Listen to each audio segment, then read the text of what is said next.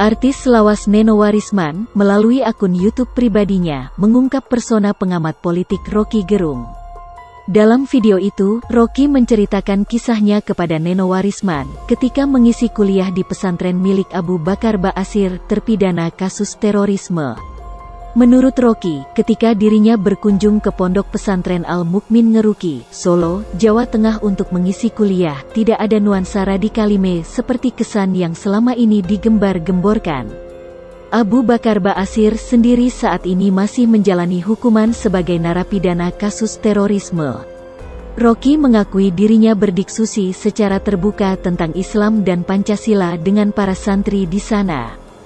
Saya sudah beri banyak kuliah di beberapa universitas Islam dan pesantren untuk bicara soal ini. Saya bahkan masuk ke pesantren Abu Bakar Ba'asyir Ngeruki yang dianggap sebagai sarang radikalisme.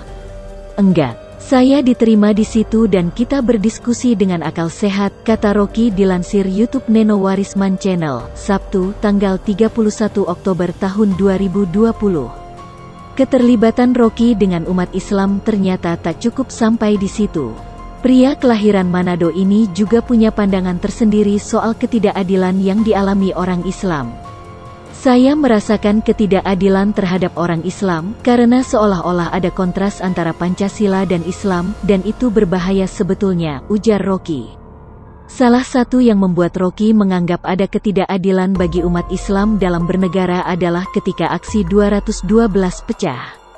Dimulai dari 212 itu yang begitu berniat untuk menuntut ketidakadilan, tapi bahkan diberitakan pun tidak akan jadi kalau dibilang saya pro 212.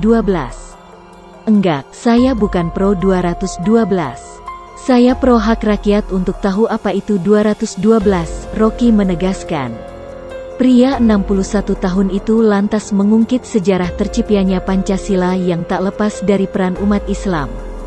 Saya mau ingatkan bahwa sejarah Republik ini berbasis pada Muslim Politics. Kan Pancasila itu tanggal 22 Juni ada Piagam Jakarta yang bunyi sila pertamanya ketuhanan yang Maha Esa dengan menjalankan syariat Islam bagi pemeluk-pemeluknya.